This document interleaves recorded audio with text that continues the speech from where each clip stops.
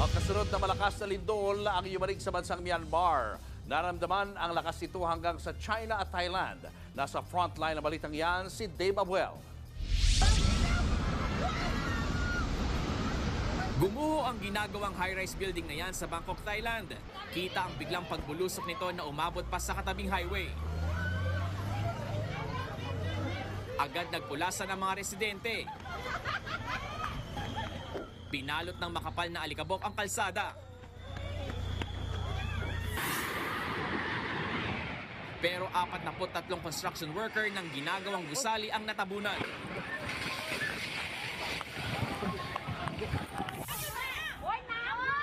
Nagmistulan namang sumasayaw ang gusaling yan habang tumatapon ng tubig mula sa swimming pool.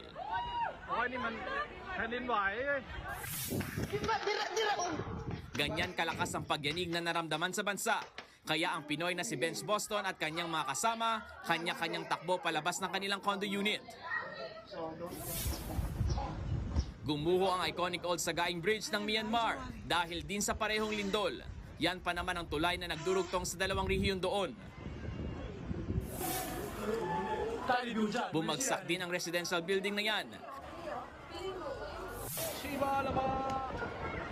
Habang ang mga motorista natumba sa pagyanig. Ang ilan naman napatigil sa gitna ng kalsada. Ayon sa US Geological Survey o USGS, nasa Sagaing Myanmar ang epicenter ng nasabing lindol.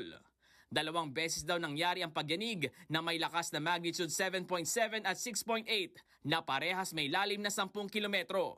Dahil sa lakas niyan, naramdaman ito sa katabing bansa na Thailand. Damay rin sa pagyanig ang border ng China at Myanmar na Yunnan. Sa CCTV na ito, kitang nagmamadali ang mga mamimili sa isang mall. Maya-maya, bumagsak ang debris mula sa isang gusali. Nag-evacuate naman ang mga tao sa mga gusali. Sinusubukan pa ng News 5 na kunan ng panayam ang Department of Foreign Affairs para sa lagay ng mga Pinoy. Sa ngayon, naglabas na ng emergency hotlines ang Philippine Embassy sa Myanmar. Nagbabalita mula sa frontline, Dave Abuel, News 5.